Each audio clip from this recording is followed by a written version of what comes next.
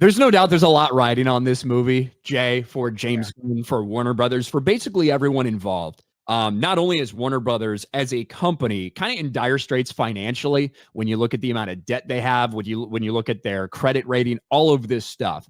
And they've invested a lot of money and a lot of faith in James Gunn to turn around the DC universe, starting with Superman, starting with this movie, which we have official Warner Brothers tax documents that indicate they spent over $300 million on this movie, regardless of however James Gunn wants to spin that or lie about that like he always does. And apparently Warner Brothers execs and everybody is looking frame by frame at this thing because they desperately know it needs to be great. And so after they came out and told us, hey, this movie is going to be a little over 2 hours, 2 hours and 2 minutes, I believe, is the official runtime, which is fairly shorter than people expected, especially after some of those test screenings that were out there that got eviscerated. And now we're finding out that they have gone through it and cut out a ton of things and tried to very much change this story. James Gunn's Superman undergoes course correction, make it less goofy, which holy crap. Probably a good thing to take some of the goofiness and the humor that wasn't really hitting with people out of this. But for months, we've been talking about a lot of the reactions to some of these Superman test screenings. Once they started to do not just the internal test screenings, a lot of people that were disappointed. We started to hear all these different plot points that came out about the Lex Luthor, the hashtag super shit, the troll monkey army, some of the little jabs potentially at different parts of the DC fandom. And you think, why is some of this stuff in there? Well, apparently they're making some major changes. Superman faced major changes after test screenings, reshoots, less humor, shorter runtime, new editor, and composer. Tensions are high at Warner Brothers, where CEO David Zaslav and DC Studios leads James Gunn and Peter Safran are scrutinizing every frame to avoid another franchise misfire. Sources close to the test screening, or to the production, say the film received a mixed reception to early test screenings, triggering a cascade of changes. James Gunn's original cut apparently leaned heavily on humor, something the execs weren't entirely sold on. In response, several comedic beats were cut, trimming down both tone and runtime.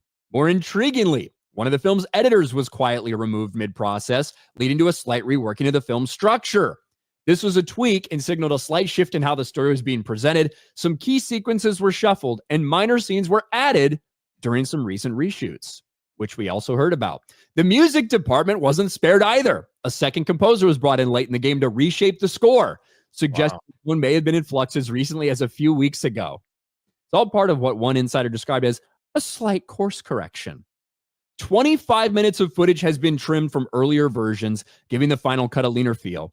The adjustments hint at a studio anxious to get it right, especially as being the first major installment in the rebooted DC universe. What do you think about all this, Jay? So I think that DC, it just an opinion, they were trying so hard to be as successful as the early days of Marvel that they wanted to shift their tone to be more Marvel-ish and not DC. DC is more of a darker tone than some of the goofiness that we find in Marvel. And I mean, Marvel got a little more goofier as like they brought in Taika Waititi and things like that. But yeah, if they didn't want, I guess the term they're using, goofy, James Gunn was probably not the right person to bring. Maybe, I don't know, we'll see. But if they're trying to be Marvel, it's going to fail tremendously. Like two completely different tones of like superheroes. So when I think about DC, I just think of more darker, grittier, superhero content. And when I think of Marvel, I do think of a little more, I guess, goofier.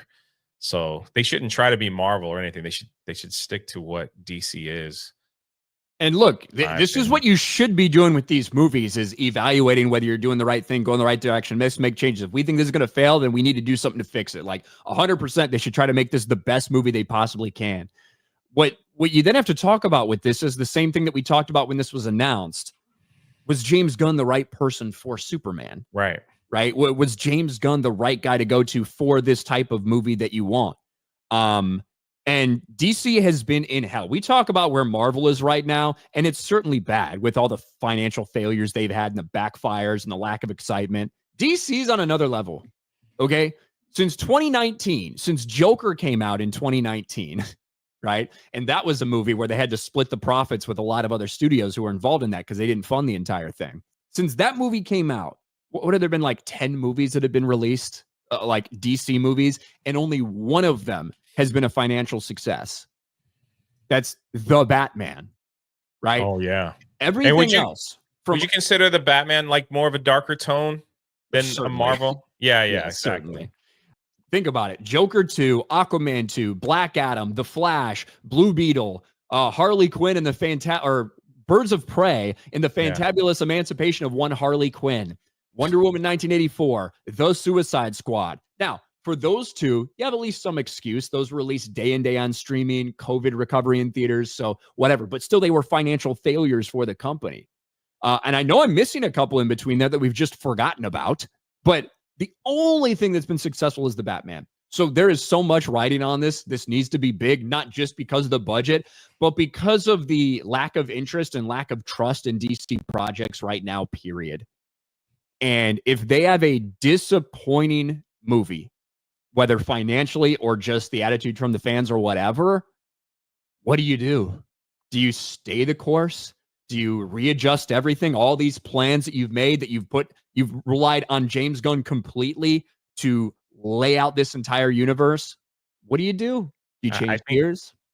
That's why they're so hypersensitive, and they should be hypersensitive about everything that's going on. That's an excellent question. I think they're stuck.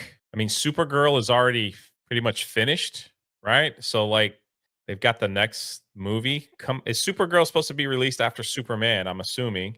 And then, it's like I think they have no choice but to hang on to James Gunn's universe and go from there. Man, this could turn out to be amazing. I don't know if it's just mid. This universe is done for, man, because I don't think they'll attract the audience that they think they might have. But I think they should stay away from goofy jokes when it comes to DC.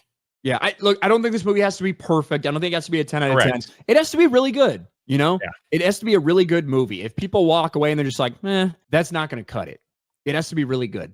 And look, I don't have any hope in James Gunn. I don't have a ton of confidence in it. My hopes aren't up. But I would love if we got a great Superman movie. I would fucking love that. Yeah. I want to see good movies.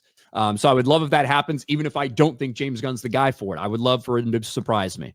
Yes, I agree. We'll see. It's a perfect time, man. Marvel is struggling big time. And like DC could come in and just take that spot. I hope they're ready. I hope that's what they're trying to do. And Marvel is just, who knows what's going to happen with Fantastic Four. So do you think they cut out a lot of crypto stuff maybe? No, I think they have Superman doing stupid jokes. I think they try, like, if he's trying to make Superman like Guardians of the Galaxy a little bit, and like infuse Chris Pratt's character into Superman like that, like dance off, bro. Let's have a dance, like something like that. Like if they start adding those kind of things like to Superman to say, that's just gonna be. I don't think that's gonna happen. I do think that you can insert some of that humor into the story through the other characters, right? We've got Nathan Fillion as Guy Gardner. We've got the Justice Gang. Like maybe that's where more of that will predominantly be, but I don't know.